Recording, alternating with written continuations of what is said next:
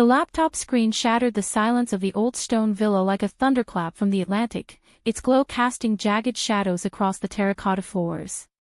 Brooklyn Harper's fingers trembled as she typed Bryn's hidden waves into the search bar, her heart pounding like the waves she'd fled to this corner of Galicia to escape.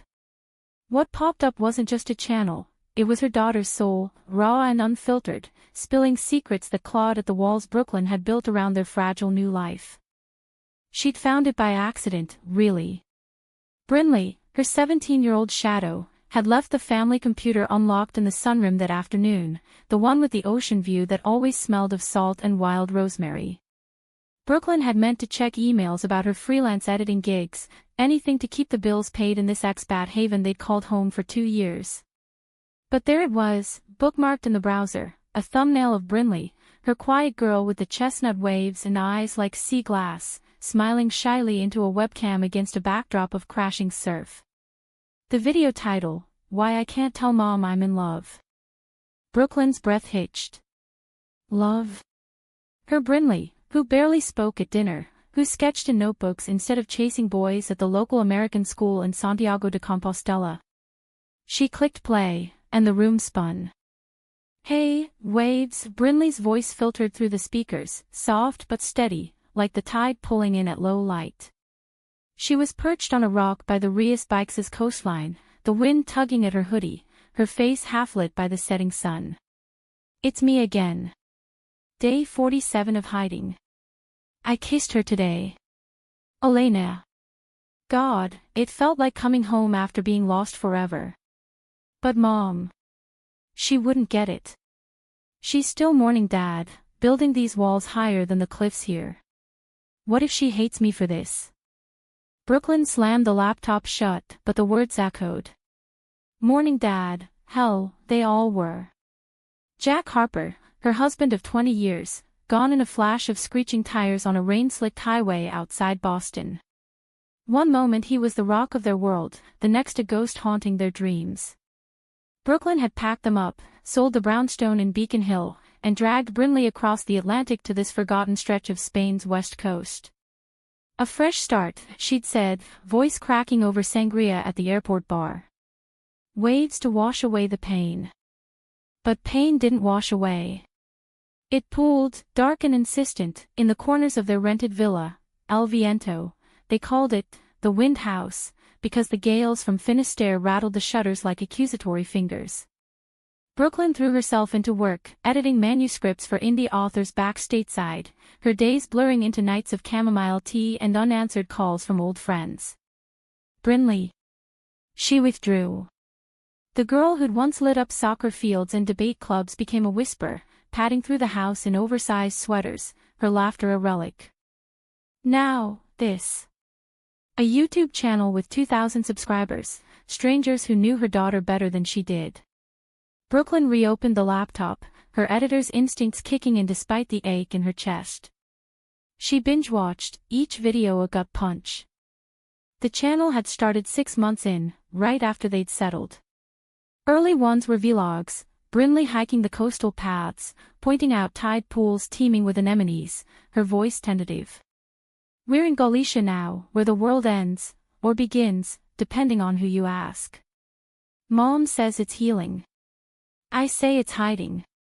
Views trickled in, comments like, love your vibe, girl, keep sharing the reel. Then came the shifts. Waves of Me, she titled one, filmed in their villa's cramped bathroom, steam from a recent shower fogging the mirror. Brinley wiped it clear, revealing red-rimmed eyes. I think I'm gay. Or bi.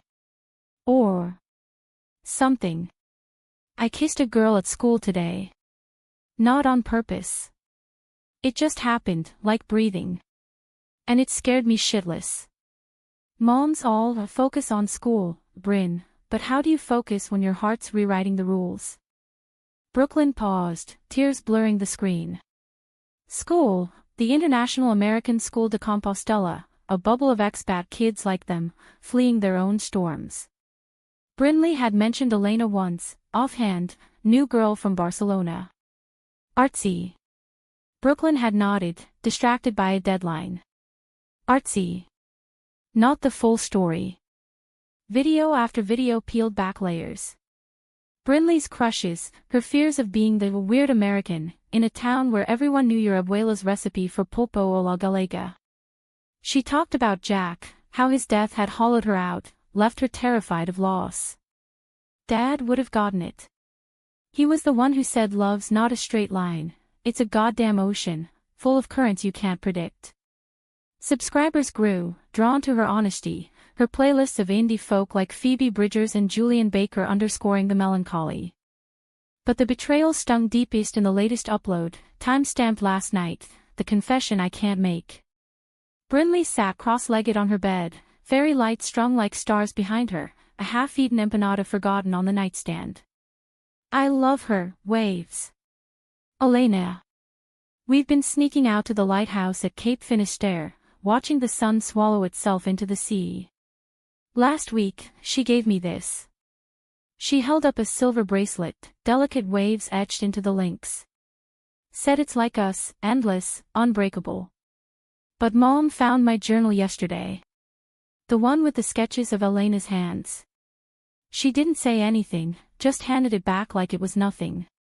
What if she knows? What if she thinks I'm broken? Brooklyn's sob broke free then, raw and ragged. Broken? God, no. But the secrecy, that knife twisted. All this time, Brinley had been adrift, pouring her heart into pixels while Brooklyn edited other people's stories, blind to her own. She glanced at the clock, 8:47 p.m. Brinley was out, another study group, she'd mumbled. Probably with Elena. The thought ignited a fierce protectiveness, mingled with dread.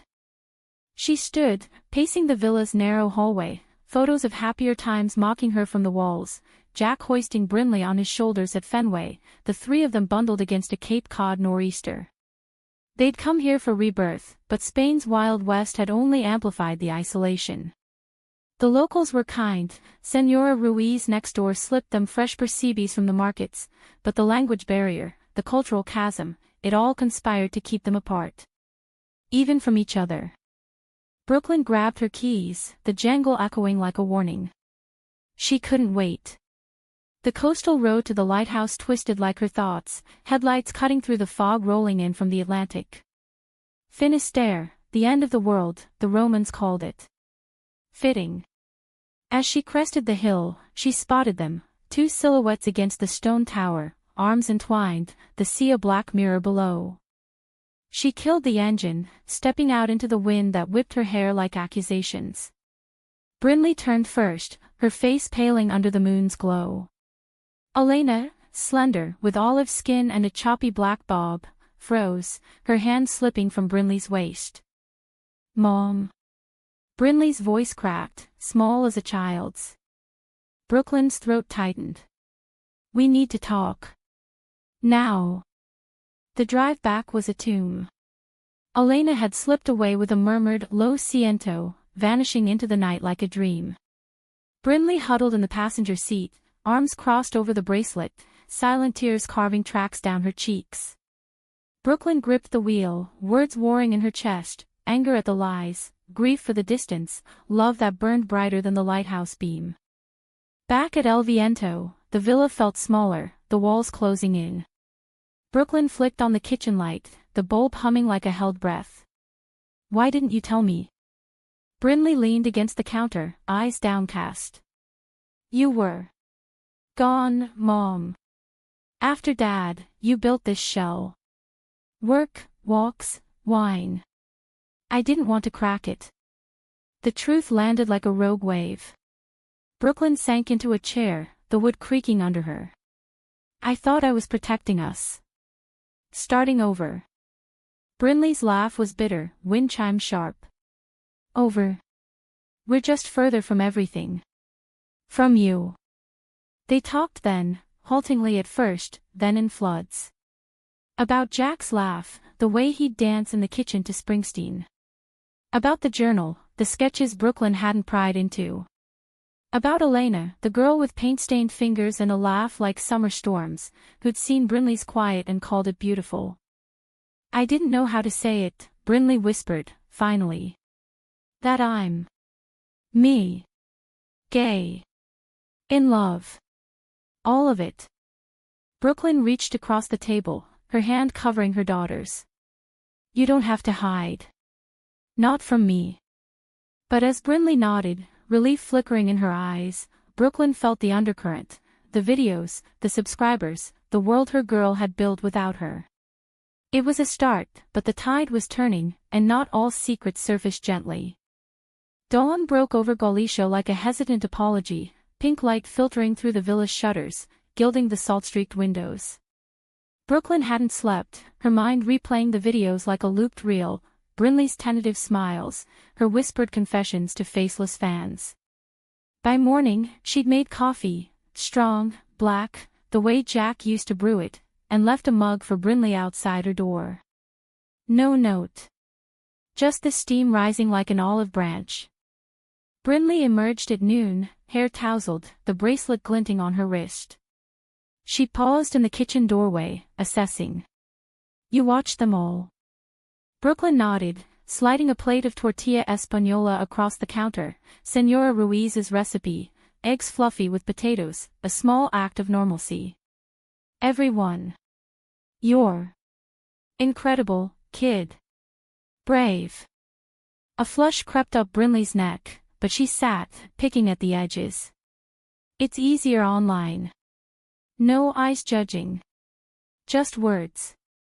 They ate in companionable quiet, the radio murmuring Galician folk tunes, accordions weaving melancholy threads. Outside, the garden bloomed defiant, bougainvillea climbing the stone walls, figs ripening under the relentless sun. It was the kind of morning that tricked you into hope, but Brooklyn knew better. Secrets like Brinley's didn't dissolve with daylight, they fermented, waiting for the right spark. School that week was a minefield. The American School de Compostela squatted on a hill overlooking the city spires, a modern outpost amid medieval stone. Expat kids from everywhere, diplomat spawn, military brats, families like theirs chasing reinvention, filled the halls with accents and attitudes. Brinley had always blended in, her hoodies and headphones a shield. Now, with the truth aired between them, she walked taller, linking arms with Elena in the courtyard, their laughter carrying on the breeze. Brooklyn dropped her off that first day, watching from the car as Elena leaned in for a quick kiss, chaste, sweet, the world not ending. Her chest ached with a mother's cocktail, pride, terror, nostalgia for her own fumbling youth. She'd dated girls in college, back in the 90s at NYU, stolen nights in Washington Square Park, before Jack's steady grin reeled her in. But she'd buried it, married the safe choice, built the life expected. Telling Brinley. That could wait. Or so she thought. The channel exploded that afternoon. Brooklyn got the alert on her phone, Brinley's upload, Mom found out. And it's okay. Filmed in the garden, Brinley cross-legged amid the figs, Elena's hand just out of frame. Waves, last night was chaos. Mom showed up at the lighthouse like some rom-com stakeout. We talked. Cried. Laughed, even. Turns out, she's got stories of her own. Love you all for holding space while I figured this out. Comments flooded, so proud. Queer moms rise up. Hearts, emojis, a GoFundMe link for LGBTQ plus youth in Spain. Subscribers hit 5,000 overnight. Brooklyn stared at her screen during a client call, muting her mic to scroll. Pride swelled, but so did unease. This wasn't just Brinley's story anymore, it was public, viral, a beacon in their tucked-away life. Elena came for dinner that Friday, nerves jangling like the wind chimes on the porch. She was 17 too, transferred from a Barcelona lycée after her parents' divorce splintered the family. Art's my escape, she said, helping Brooklyn chop onions for Fab Ada, the stew bubbling on the stove. Her English was accented, lilting, her dark eyes sharp as she sketched on a napkin, the villa's outline, waves crashing at its base. Bryn makes me want to stay in Galicia. Not run. Brinley watched them from the table, her foot nudging Elena's under the cloth, a silent Morse code of affection. Dinner unfolded like a rehearsal, stilted questions about school, AP Lit's killing me, shared laughs over Elena's botched attempts at Asturian Fab Eta pronunciation. Brooklyn caught glimpses, the way Brinley's hand brushed Elena's when passing bread, the soft glow in their shared glances. It stirred memories, her own first love, Sarah, with the crooked smile and borrowed leather jackets, walking the high line before it was cool. They'd promised forever, but life, grad school, family pressure, had other plans. After, as the girls washed dishes, splashing suds like kids, Brooklyn pulled Brinley aside in the hallway.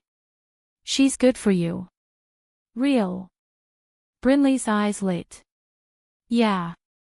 Scary good." But the idol cracked midweek. Brooklyn's phone buzzed during a walk along the Praia das Catedrais, those arched sea caves like nature's cathedral, waves whispering ancient sins. It was an email from the school counselor, concern raised about Brinley Harper. Video content suggesting emotional distress. Parental conference recommended. Her stomach dropped. Who? The pieces clicked. Coach Ramirez, the PE teacher with the Bible quotes on his syllabus, who'd eyed Brinley's distracted runs lately. Or worse, someone who'd screenshotted the channel, whispered in staff rooms. By evening, Brooklyn had stormed the school office, her Boston edge sharpening her Spanish. "This is private. My daughter's life, not fodder for gossip." The counselor, a soft-spoken woman named Marta, steepled her fingers. "Senora Harper, we support diversity. But the videos. They mention personal struggles. Depression. We worry." "It's healing," Brooklyn snapped, then softened. "She's stronger than you know." Driving home, fury simmered into fear. She confronted Brinley that night, the villa aglow with candles against the storm brewing offshore. School saw the channel. Someone ratted it out. Brinley's face crumpled. "Who?" "Elena wouldn't." "Not her. But now it's out. They think you're fragile." The word hung, toxic. Brinley bolted to her room, door slamming like a verdict. Brooklyn followed, knocking softly. "Bryn. Talk to me." "Through the wood, you don't get it, Mom. This was my safe space. Now it's a target." Brooklyn leaned her forehead against the door, voice muffled. "I do get it. More than you think." Silence stretched, then the latch clicked. Brinley sat on her bed, knees drawn up, the laptop open to frozen comments. "Show me, then. Your stories." Brooklyn hesitated, then sat beside her. Words tumbled, college fumblings, the ache of hiding, Jack's quiet acceptance when she'd confessed years into their marriage. "He loved me whole. Said it made me braver." Brinley's eyes widened. "You? With girls?" Brooklyn nodded, a ghost of a smile. "Once upon a time. It doesn't define me. But it shaped me." They cried then, arms around each other, the storm outside mirroring the one inside. Reconciliation tasted like rain, cleansing, but leaving mud in its wake. Brinley hid record that night, a joint video, Mom joins the waves. Brooklyn's cameo was brief, her voice steady, "Proud of you, kid." Always was. Views soared. But betrayal lurked, a shadow on the horizon. It came from within, sharp as a riptide. Saturday market in Fisterra, stalls brimming with sardines and silver jewelry, the air thick with chorizo smoke. Brinley and Elena wandered ahead, hands brushing amid the crowds, while Brooklyn haggled for olives. Her phone vibrated, a DM on the channel, from @Galicia Guardian, "Your daughter's confessions are a scandal. Repent or we'll expose the family." Heart hammering, Brooklyn forwarded it to Brinley. They met at a cafe overlooking the harbor, faces ashen. "Trolls," Elena said, gripping Brinley's hand. "Ignore it." But it escalated. Anonymous emails to Brooklyn's clients, unstable home, avoid. Whispers at school, stares in the halls, a parent pulling her son from art club. Brinley's subscriber count dipped, hate comments spiking, pushing agenda on kids. The bracelet felt heavier, Elena's visits shorter, shadowed by her own parents' frosty silences. The climax brewed on a gray November eve, winds howling like banshees. Brinley's phone lit up during homework, a leaked screenshot from the channel, twisted, her talking about Jack's death captioned "Mom's fault." It had gone viral locally, shared in expat Facebook groups. Brooklyn found her in the garden, curled under the bougainvillea, sobbing. "Who?" Brooklyn demanded, pulling her close. Brinley's voice broke. "Jenna. From Debate. She was my first subscriber. Said she supported me, but she messaged Elena today. Choose sides or lose friends. It's her, outing us to hurt me. Betrayal, pure and jagged." Jenna, the chatty blonde from back home days, who'd followed them to Spain for her dad's job. Brooklyn remembered her now, the sidelong glances at Brinley's sketches, the too sweet offers to collab on videos. Jealousy. Fear. It didn't matter. The damage bloomed. Elena arrived an hour later, rain-soaked, eyes fierce. "I told her off. We're done with that toxicity." Brinley looked up, hope flickering. "We?" Elena knelt, bracelet mirroring Brinley's. "If you'll have me. All in." The kiss they shared then, tentative, then sure, sealed it, under the villa's eaves as thunder rolled. Brooklyn watched from the doorway, tears mingling with rain. Love like that. It was the ocean, vast, unforgiving, but alive. Winter clamped down on western Spain like a stern ant, fog veiling the cliffs, rain lashing El Viento's tiles in relentless sheets. The betrayal from Jenna lingered like damp rot, seeping into corners Brooklyn thought she'd sealed. School became a gauntlet, averted eyes in the cafeteria, counselors, check-ins laced with pity. Brinley powered through, her channel evolving, videos now tagged queer and resilient, collaborations with online allies from Madrid to Maine. Subscribers rebounded, cresting 10,000, but the comments turned fortress, blocks on trolls, mods from the community. Elena became a fixture, her sketchpad always open, capturing the villa's moods, the way light fractured through storm clouds, Brinley's profile etched against the sea. Her parents, divorced and distant, had shrugged at the relationship, "As long as you're happy, me soul." It was a freedom Brinley envied, her own world still tilting on Brooklyn's axis. Brooklyn, meanwhile, unraveled threads of her own. She started a blog, Waves from the Edge, anonymous at first, spilling editors' polish on personal grit, widowhood in exile, a daughter's coming out, the ghosts of unlived lives. It caught fire in expat circles, her inbox filling with messages, "You voiced my silence." One night, over merienda of churros and thick hot chocolate, she showed Brinley. "Write with me?" Brooklyn asked, vulnerability raw.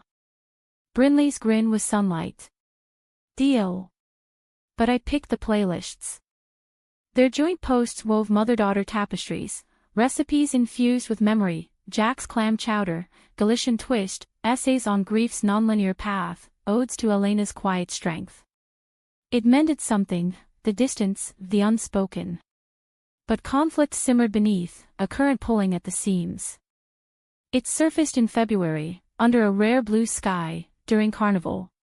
Fistera's streets pulsed with life, papier-mâché masks, fireworks cracking like celebratory bones, locals in feathered finery parading to bagpipe wails. Brinley and Elena, faces painted with silver waves, danced through the throng, hands linked, laughter free. Brooklyn trailed, a reluctant chaperone in a borrowed sombrero, her heart swelling at their joy. Then, the snag. Jenna materialized from the crowd, mask askew, eyes glassy, perhaps from the sidra flowing freely. "Bryn. Elena. Wait up." Brinley stiffened, grip tightening. "Not now." Jenna pressed closer, breath sharp. "Come on. I said sorry in that DM, water under the bridge, right? We're all Americans here, stick together." Elena's jaw set. Your sorry came with screenshots to my mom, asking if I was safe around your friend. Jenna flushed, mask slipping. I was worried. Those videos, suicide jokes, all that dark stuff. Someone had to say something. Brinley whirled. Dark? That was me surviving, Jenna. You subscribed first, watched me bleed words, then weaponized them. The crowd eddied around them, oblivious, but Brooklyn stepped in, voice low thunder. Back off. You've done enough. Jenna's eyes darted, wounded. Mrs. Harper, I thought I was helping. Like a big sister. Brooklyn's laugh was steel. Sisters lift. You clipped wings. Jenna slunk away, swallowed by the revelry, but the encounter lingered, a bruise. That night, back at the villa, Brinley paced the living room, fairy lights mocking the tension. Why'd she do it? We were friends. Elena, curled on the couch, traced patterns on Brinley's palm. Fear. Of what she doesn't understand. Brooklyn poured wine, Tinto de Verano, light and bitter. Or what she sees in herself. I knew girls like her in college. All smiles, until the mirror cracks. Brinley stopped, eyes searching. You think she's... Doesn't matter. What matters is us. Forgiving doesn't mean forgetting. The words hung, a crossroads. Brinley nodded slowly, sinking beside Elena. I want to let it go. For real. They did, in fragments. A final video, betrayal and bridges. Brinley and Brooklyn side by side, Elena's hand in frame. They unpacked it, no venom, just truth. Hurt happens, Brinley said. But so does healing. Shout out to the allies who stayed.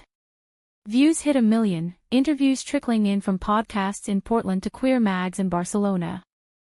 Spring unfurled gentle, azahar blossom scenting the air, the coast a riot of blues. Brinley's channel became a movement, guest spots from Galician activists, fundraisers for local youth centers. Elena's art bloomed too, a mural on the villa wall, 2 figures entwined against waves, titled Endless. Brooklyn watched it take shape, paint under her nails from helping, feeling the pull of roots in this foreign soil. But climax crested in May, on Brinley's 18th birthday. They'd planned simple, paella on the terrace, Senora Ruiz's contribution steaming with saffron and shrimp. Elena gifted a leather-bound journal, waves embossed on the cover. For the stories we haven't written yet. Brooklyn's present came last, a letter, sealed with wax. Read it later, she said, hugging her daughter fierce. The party wound down, stars pricking the velvet sky, when Brinley slipped away to the cliff path. Brooklyn followed, instinct humming. She found her at the edge, letter open, tears glinting. You read it already. Brinley turned, wind-tossed. Couldn't wait. Mom. It's everything. The letter spilled Brooklyn's full archive. Not just college flings, but the ache of suppression, the quiet queer life she'd glimpsed in Jack's acceptance. I hid to protect us, she'd written. But you taught me to surface. I'm proud, not just of your bravery, but your heart. Love, like the sea, doesn't judge the shore it kisses. Brinley folded into her arms, sobs shaking them both. I thought you'd never see me. The real me. I always did, Brooklyn murmured. Just needed waves to show me how. Elena joined them then, a silent trinity against the infinite. No grand gestures, just presence, the humanistic core, where drama yields to depth. Summer came, lazy and luminous. Brinley and Elena backpacked the Camino, journals filling with sketches and sonnets. Brooklyn's blog merged with the channel, a family affair. Jenna. She transferred schools, a quiet fade. Forgiveness arrived not in apology, but in space. One evening, as the sun dipped into the Atlantic, world's end, heart's beginning, Brooklyn raised a glass on the terrace. To secrets shared. And the tears that water growth. Brinley clinked, bracelet chiming. To us. Unbroken. The waves roared ascent, endless, eternal. In Galicia's wild embrace, they'd found not just survival, but a story worth telling, raw, romantic, relentlessly human.